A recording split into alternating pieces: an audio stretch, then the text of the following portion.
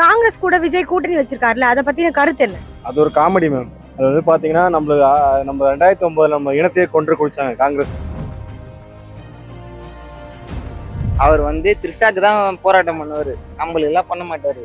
ஓப்பனா சொல்றேன், நான் வந்து உங்களை காக்க வரேன் அப்படிலாம் சொல்ல மாட்டாரு. நீங்க எடுத்து போடுங்க, எனக்கு ஒண்ணு மூஞ்சி பார்த்தா எனக்கு ஒன்றும் கவலையுமே கிடையாது. அதனால அவர் திராவிடத்துக்கு எதிர்க்காக தான் வந்திருக்கின்றாரு. அவரே ஒரு திராவிட கட்சி மாதிரி தான் செயல்படுறாரு.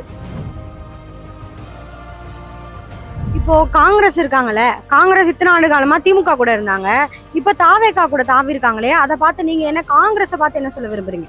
இல்லை, அவங்களுக்கு அழிவு காலம் முடிஞ்சிச்சுங்க. இந்தியாவிலேருந்து பிஜேபி வந்து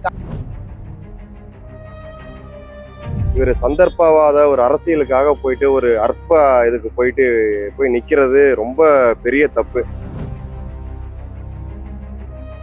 காங்கிரஸையே வந்து திமுக வந்து கோடி கோடியாக கொடுத்து தான் வந்து கூட்டமாக வச்சுன்னு இருக்காங்க, கூட்டணிக்குள்ள வச்சிருக்காங்க. இப்போ அவர் எத்தனை கோடி கொடுத்து காங்கிரஸை கூப்பிட்டு வந்திருக்காருன்னு.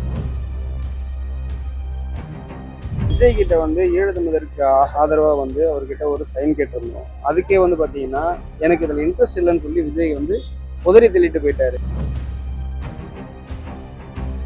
ஆளுநர் இந்த அளவுக்கு வந்து ஒரு 108 பெரும்பான்மை இருக்கிற ஒரு கட்சியை வந்து ஆட்சி அமைக்க கூப்பிடவே மாட்டாரு.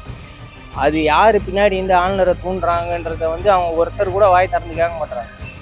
பிஜேபிக்கு தான் இது பின்னாடி இருக்குதுன்றத அவங்க சொல்ல மாட்டாங்க. இப்ப சில பேர் என்ன சொல்றாங்கன்னா, காங்கிரஸ் தாவினதுக்கு காரணமே திமுக தான், அவங்க தான் உள்ள அமுச்சு விட்டுருப்பாங்க, கொஞ்ச நாள் கழிச்சு பிரிக்கிறதுக்கான வாய்ப்பு கூட இருக்கு அப்படின்ற மாதிரி சொல்றாங்களே, அதை நீங்க எப்படி பாக்குறீங்க? அப்படி இல்லை மேம், அப்படிலாம் அந்த ஐடியாலாம் இல்லை. அவர் டிஎம்கேல வந்து ஸ்டாலின் தெளிவாகவே சொல்லிட்டாரு. எல்லா ஸ்டேட்லயும் நடக்கிறது தாங்க. இதே பிஜேபி இங்க 108 ஜெயிச்சிருந்தா எங்கன்னா இன்னொரு 10 பேரை வாங்கி நரசியம் ஆக்கியிருப்பாங்க யாருன்னா. அதிமுகவும் திமுகவும் 2 பேரும் கூட்டணி வைக்கிற மாதிரி சொல்லிட்டு இருந்தாங்க. ஒருவேளை கூட்டணி வச்சா விஜயை தோக்கடிக்கிறதுக்கான வாய்ப்பு இருக்கா? வாய்ப்பு இருக்கு. ஆனால் அவங்க 2 பேரும் எங்கள் அண்ணன் வந்து சீமான் அண்ணன் சொல்கிற மாதிரி அவங்க 2 பேரும் ஒரே கட்சி தான் கிட்டத்தட்ட.